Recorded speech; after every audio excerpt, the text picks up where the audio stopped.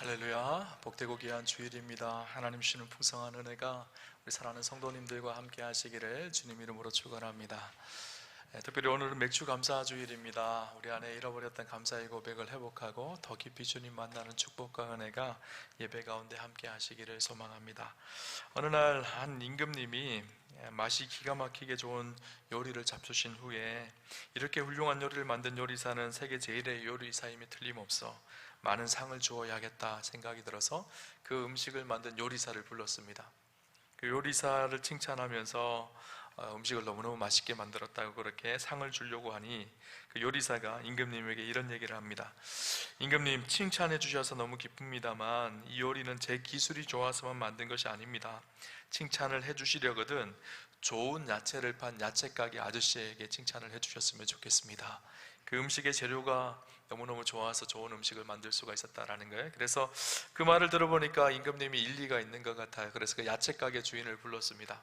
야채가게 주인을 칭찬하면서 너무너무 좋은 야채를 팔아서 내가 좋은 음식을 먹었습니다. 그렇게 야채가게의 칭찬을 하려고 하니까 야채가게 주인이 이렇게 얘기합니다. 임금님, 천만의 말씀입니다. 저는 그저 야채를 팔았을 뿐이고 칭찬받을 사람은 제가 아니라 그 야채를 키운 농부입니다. 그렇게 얘기를 한 거예요. 그러자 이 임금님이 농부를 불렀습니다. 농부는 임금님에게 이렇게 얘기합니다. 임금님, 저는 그저 작은 수고만 했을 뿐입니다. 제가 땅을 갈아 씨를 심어도 때를 따라 비를 주시고 햇볕을 주시는 분이 없으면 식물이 자라지 않고 열매도 맺지 못합니다. 그러므로 감사를 하려면 하나님께 감사를 드려야 됩니다. 그렇게 이야기했다고 합니다. 여러분, 우리 인간으로서 해야 될 가장 중요한 기본 도리가 하나 있다면 감사일 것입니다. 그런데 그 감사의 최정점에는 바로 우리 하나님이 계십니다. 사실 모든 것이 하나님의 은혜인 것이죠. 우리가 호흡을 하고 숨을 쉬고 오늘 이 자리에서 함께 예배를 드리고 하나님께 영광을 돌리는 것, 우리의 노력인 것 같지만 그 위에서 일하시고 역사하시는 하나님의 은혜의 손길이 우리를 붙들고 있기 때문입니다. 그래서 우리 그리스도인의 삶 속에 늘 잊지 않아야 될 가장 중요한 신앙의 열매가 하나 있다면 바로 하나님 앞에 감사하는 일이죠. 우리가 잘 아는 것처럼 항상 기뻐하라, 쉬지 말고 기도하라, 범사에 감사하라, 이는 그리스도 예수 안에서 너희를 향하신 하나님의 뜻이니라. 감사는 하나님의 뜻입니다. 오늘 특별히 맥주 감사절입니다. 맥주 감사절은 잃어버렸던 감사를 다시 한번 회복하는 날이기도 합니다. 맥주절, 이 맥주 감사절은 구약의 맥주절에서 유래가 되어져서 우리에게 지켜지고 있는데요. 구약의 맥주절은 칠칠절이라고도 하고 오순절이라고도 합니다. 첫 열매를 거두어서 하나님 앞에 예배를 드리는 날이죠. 특별히 첫 열매였던 보리를 추수하고 드리는 감사의 날이었기 때문에 맥주절 그렇게 불렀습니다. 이 맥주절이 한국교회에는 7월 첫째 주로 그렇게 맥주 감사주일로 지켜집니다. 농경사회였던 당시에 보리 추수를 다 하고 나서 그것에 대해서 감사하기 위해서 드리는 예배입니다. 동시에 1년의 절반이 지나고 상반기가 끝나고 하반기가 시작되어지는 점에 맥주 감사절이 있는 이유 한 가지가 지난 1년의 절반을 하나님께서 은혜의 손으로 지켜주시고 인도하심에 감사의 고백을 담아 하나님 앞에 예배드리는 날이기도 하는 것이죠. 오늘 우리가 그렇게 하나님 앞에 진실하게 감사하며 예배드릴 때 하늘의 놀라운 은혜가 사랑하는 성도님들과 함께하는 그런 축복이 있었으면 좋겠습니다. 오늘 우리가 읽은 본문은요, 다윗의 감사 기도입니다. 다윗 하면 떠오르는 것이 우리는 찬양의 사람이라고 떠오르죠. 그런데 그 다윗의 찬양의 대부분은요, 감사의 고백이었습니다. 다윗의 시편들을 보면 수많은 시편들이 감사 시입니다. 시편 9편, 23편, 30편, 57편, 118편, 136편, 138편 등등 다윗은 때때로는 힘들고 어려운 상황 속에 불평과 원망스러운 그런 상황 속에서도 하나님 앞에 토로하며 기도하며 그 고백을 감사와 찬양의 고백으로 하나님께 바꿔 올려드리는 사람이었죠. 오늘 우리가 읽었던 본문은요, 대표적인 감사 기도문이 기록되어져 있는 본문입니다. 다윗이 왕으로 취임하고 나서 자신의 위치가 견고해지자마자 그가 한 일이 무엇인가 하면 언약궤를 예루살렘 성으로 가지고 오는 일이었습니다. 이스라엘 백성들이 블레셋에 빼앗겼던 언약궤를 다시 예루살렘 다윗성으로 가지고 와서 하나님께서 통치하시고 다스리시는 거룩한 나라로 이스라엘을 세워가기를 다윗은 원했죠. 그렇게 언약궤를 다윗성 예루살렘 성 안으로 가지고 들어옵니다. 그런데 어느 날 다윗이 백향목으로 지은 아름다운 궁전에서 잠을 자다가 그런 생각이 드는 거예요. 나는 이렇게 아름답고 좋은 궁전에서 이렇게 쉬면서 이렇게 왕으로서의 위치를 가지고 이렇게 살아가는데 여호와의 언약궤는 지금 회막 안에 있는 거예요. 천막 안에 살아 있는 거예요. 그것이 너무너무 안타까운 마음이 들어서 다윗이 그 마음속에 하나님을 위해서 성전을 지어야 되겠다라는 마음이 생기기 시작했습니다. 그래서 그것을 나단 선지자에게 부탁을 하죠. 내가 하나님 앞에 성전을 짓기를 원합니다. 나단 선지자가 굉장히 기뻐합니다. 그런데 그날 밤에 하나님께서 나단 선지자에게 이렇게 말씀하시는 거예요. 역대상 17장 4절을 보니까 가서 내 종 다윗에게 말하기를 여호와의 말씀이 너는 내가 거할 집을 건축하지 말라. 건축하지 말라라고 말씀하세요. 건축해라 그렇게 말씀하신 것이 아니라 건축하지 말아라 그렇게 말씀을 하시죠. 다만 하나님께서 다윗이 성전을 건축하는 것은 막으셨지만 다윗이 하나님을 향한 그 진심의 마음은 그대로 받으셨습니다. 그래서 다윗의 인생을 복되게 하시죠. 우리가 읽었던 본문 전의 본문이 다윗을 축복하시는 장면이에요. 그래서 내가 너를 이스라엘 백성의 주권자로 삼아주겠고 어디로 가든지 내 하나님 여호와가 너와 함께 할 것이고 또 모든 대적을 물리치게 할 것이며 세상에서 다윗의 이름이 존귀케 되어질 것이다. 그리고 다윗의 후손들이 영원토록 그 하나님의 영광의 왕위를 계승해 갈 것이다. 그렇게 말씀하시죠. 그것이 오늘 우리가 읽었던 본문의 배경의 사건들입니다. 그런 상황 중에 다윗은 하나님 주신 그 놀라운 축복과 은혜를 기뻐하며 감사의 기도를 오늘 본문에 올려드리고 있는 것이죠. 오늘 다윗의 감사의 고백을 보면서 오늘 우리는 어떤 마음으로 하나님 앞에 감사의 기도, 감사의 고백을 올려드려야 되는지 오늘 본문을 통해서 함께 나누려고 합니다. 오늘 본문 속에 나오는 다윗의 감사는 첫 번째가 무엇인가 하면 자신의 한계와 연약함을 고백하고 하나님의 은혜를 아는 감사였습니다. 다윗은 정확하게 자신이 누구인지를 알았던 거예요.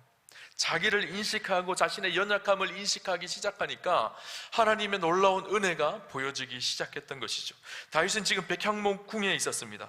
그런데 다윗의 모습은요, 하나님 앞에 영적인 어린 아이 같은 모습이라는 것을 스스로 알았어요. 자신이 원래의 모습은 양치던 목자였던 그런 연약했던 존재라는 것을 다윗은 늘 인식하며 살았습니다. 오늘 보면 16절 17절을 볼까요? 이렇게 기록을 합니다. 다윗 왕이 여호와 앞에 들어가 앉아서 이르되 여호와 하나님이여 나는 누구이오며 내 집은 무엇이기에 나에게 이에 이르게 하셨나이까? 하나님이여 주께서 이것을 오히려 작게 여기시고 또 종의 집에 대하여 먼 장래까지 말씀하셨사오니 여호와 하나님이여 나를 존귀한 자들 같이 여기셨나이다. 다윗이 16절에 뭐라고 얘기하고 있죠? 나는 누구이오며 내 집은 무엇이기에. 무슨 말일까요? 하나님, 나 같은 사람이 누구이기에, 나 같은 집안에 연약했던 내 인생이 무엇이기에 하나님 나를 택하셔서 이렇게 존귀하게 여겨주셨습니까? 이렇게 고백하고 있는 것이거든요. 자신의 비천한 인생이었다는 것을, 비천한 목동이었고 부모로부터 형제들로부터 무시당했던 인생이었다는 것을 다윗은 너무너무 잘 알고 있었어요.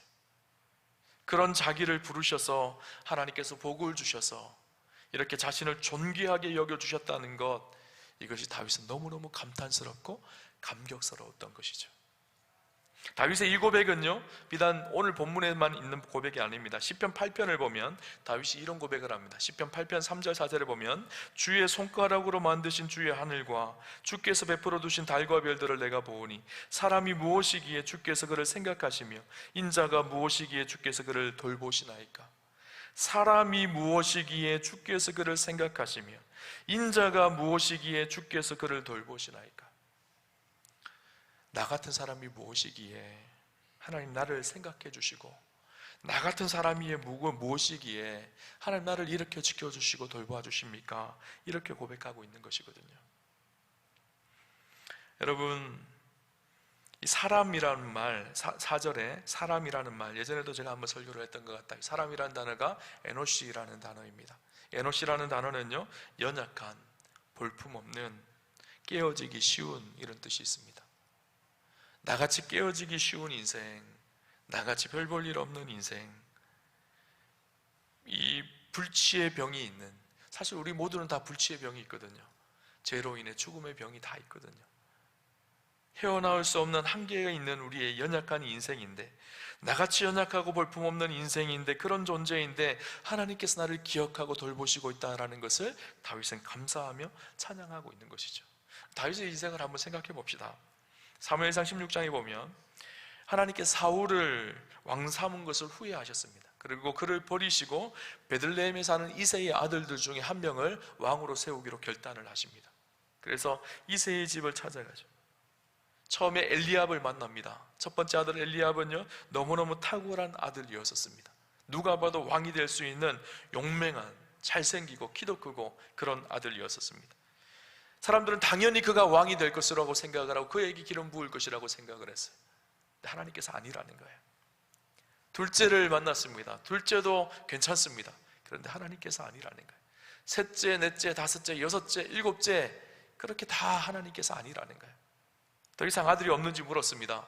그때 이새가 말째가 있습니다 라고 말하죠. 이 말째라는 말을 지난번 설교를 했죠. 하카탄이라는 단어인데 가장 작은, 가장 볼품없는 이라는 뜻이, 그 아들들 중에서 가장 볼품없고 가장 작은 자, 그 사람이 다윗이었거든요.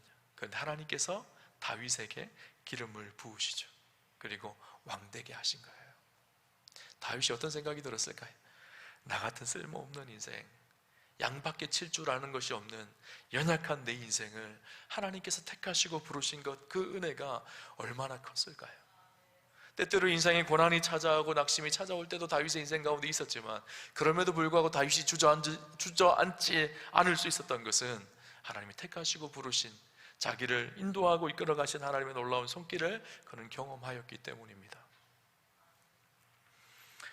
여러분, 다윗은 그런 고백을 하고 있는 거예요. 나 같은 사람이 뭐라고, 나 같은 집안이 무슨 집안이라고, 하나님께서 나를 택하셔서 나를 왕되게 하셨고 존귀하게 하셨고 우리의 가문을 존귀하게 그렇게 세우시나, 그렇게 고백을 하고 있는 것이죠. 이 고백은 다윗의 고백이기도 하지만 사실 우리의 고백이기도 합니다.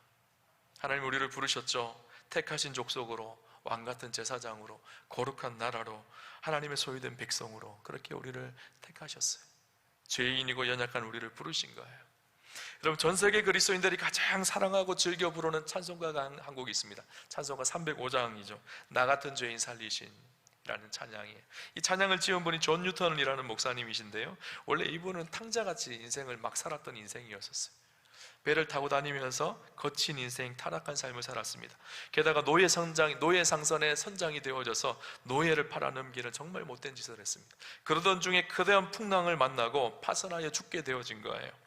사경을 헤매다가 4주 만에 천신만고 끝에 구원을 얻게 되어집니다. 그는 이 일이 전적으로 하나님의 은혜임을 깨닫게 되어지죠. 그리고 이제는 이전의 삶을 버리고 새로운 삶을 살기 시작합니다. 그리고 나중에 목사가 되어지죠. 목사가 되어서 15년 동안 열정적으로 목회를 하고 복음을 전하는 사명을 감당합니다. 그리고 지은 시가, 그 찬양시가 바로 나 같은 죄인 살리신이라는 찬양시입니다. 나 같은 죄인 살리신 주원의 놀라와 잃었던 생명 찾았고 광명을 얻었네. 나 같은 죄인 살리신, 저는 그 말이요 이렇게 들렸어요. 나 같은 죄인이 뭐라고, 나같이 쓸모없는 인생이 뭐라고, 하나님께서 나를 기억하시고 나를 부르시고 나를 구원하셔서 주의 일에 아름답게 이렇게 사용하셨나, 그렇게 고백하는 고백인 것이죠. 존 뉴턴 목사님은요, 나이가 들면서 점점 기억력이 약해졌습니다. 그러면서 결코 잊을 수 없는 것이 있었습니다. 그래서 이렇게 이야기합니다. 비록 내 기억력이 희미해져 가지만 두 가지 사실만은 똑똑하게 기억하고 있습니다. 하나는 내가 죄인이었습니다. 또 하나는 그리스도께서 나를 구원하셨다는 사실입니다. 여러분, 이 존 뉴턴 목사님의 나 같은 죄인 살리신 이 고백은요, 그분만의 고백이 아니라 오늘 우리의 고백입니다. 나 같은 사람이 뭐라고, 나 같은 죄인이 무엇이라고, 하나님께서 은혜 주셔서 우리를 살리시고 구원하시고 하나님의 자녀 되게 하셨고 주를 위해 쓰임받는 인생이 되게 하신 것이죠.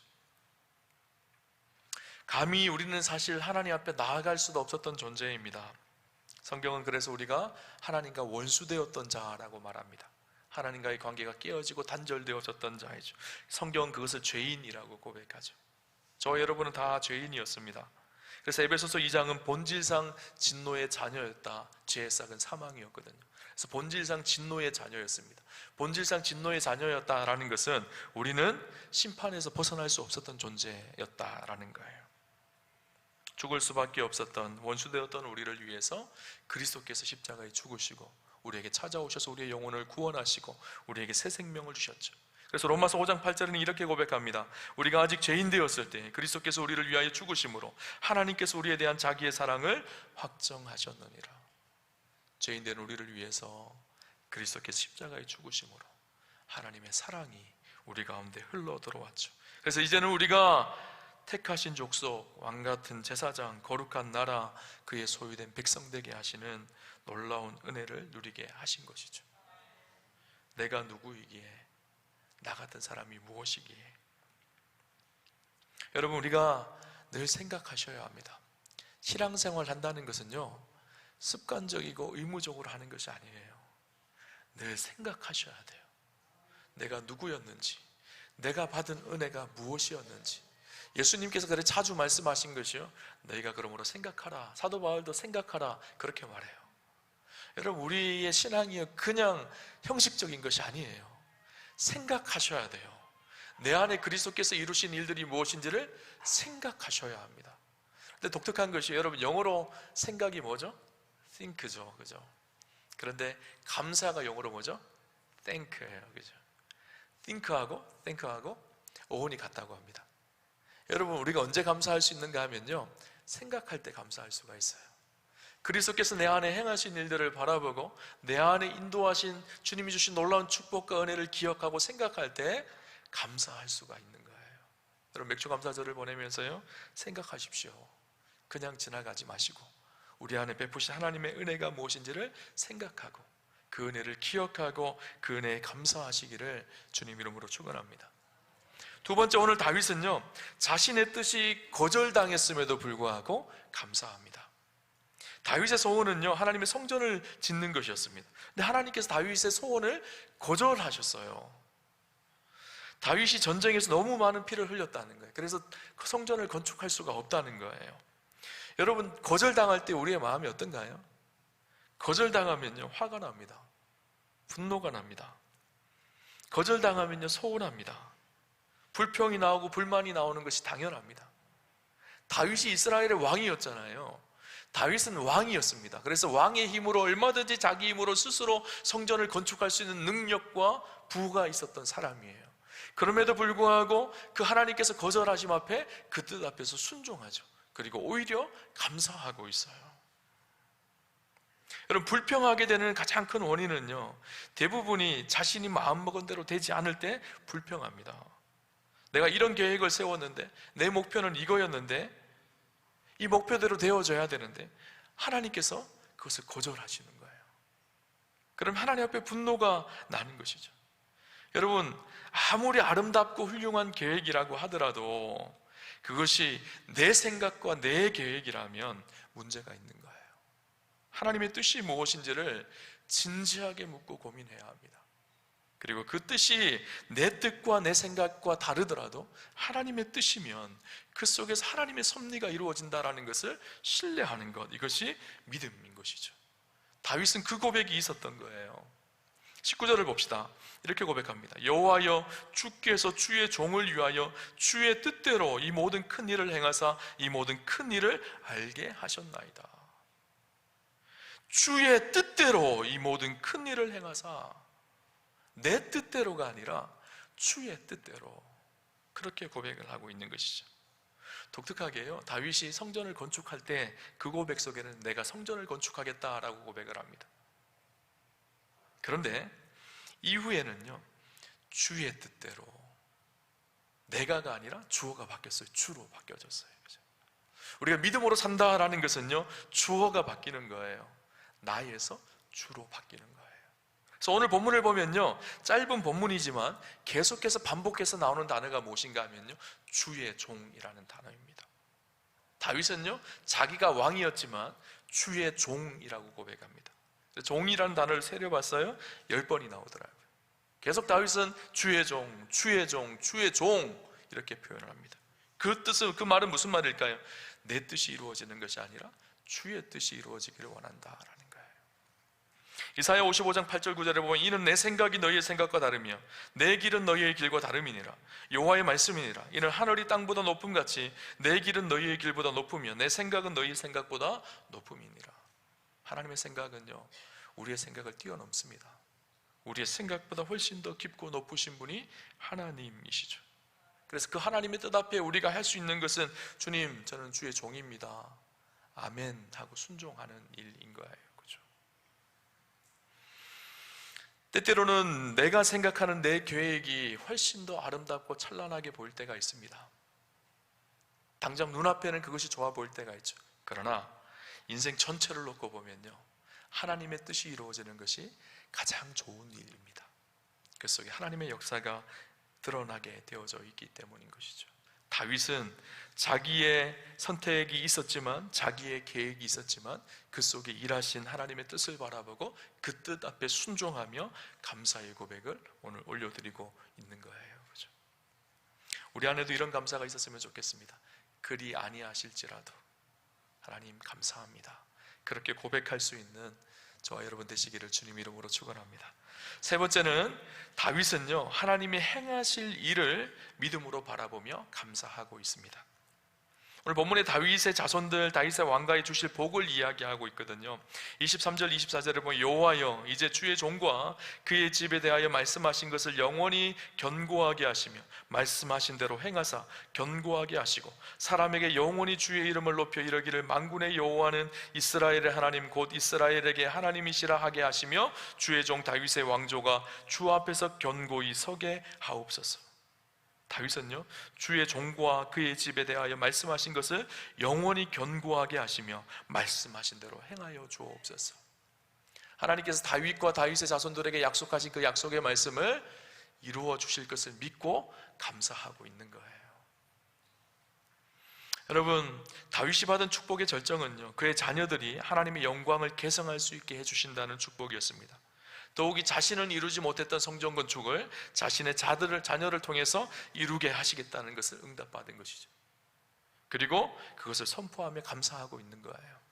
27절에 보면 이제 주께서 종의 왕조에 복을 주사 주 앞에 영원히 두시기를 기뻐하시나이다. 여호와여, 주께서 복을 주셨사오니 이 복을 영원히 누리리이다 하니라. 주님께서 나에게 복을 주신다고 말씀하셨으니까 이제부터 영원히 그 복을 누리겠습니다, 그렇게 감사함으로 하나님께서 일하실 것을 바라보고 받는 것이었어요. 여러분, 감사는요, 믿음의 고백입니다. 아직 일어나지 않았지만 이 일이 일어날 것을 바라보며 감사를 선포하는 거예요. 믿음은요, 무엇이죠? 히브리서 기자는 뭐라고 얘기하고 있죠? 믿음은 바라는 것들의 실상이고 보이지 않는 것들의 증거라고 말하고 있죠. 아직 구체적으로 우리 삶 속에 일어나지 않았지만 그럼에도 불구하고 믿음으로 감사하며 그 일들을 하나님께서 일으켜 가실 것을 기대하며 소망하며 감사하는 것, 이것은 믿음의 감사라고 할 수가 있습니다. 때때로는 우리가 일어난 지난 과거의 일들을 바라보며 감사하지만, 때때로는 아직 일어나지 않았지만 그럼에도 불구하고 하나님께서 가장 좋은 길로, 가장 선한 길로 인도해 가실 그 하나님을 바라보며 감사하는 것, 이것이 믿음의 감사인 거죠. 감사는요, 그래서 믿음의 표현인 것입니다. 여러분, 때때로 우리 인생 속에서 일하시고 역사하신 하나님의 은혜를 바라보며 감사하셨으면 좋겠어요.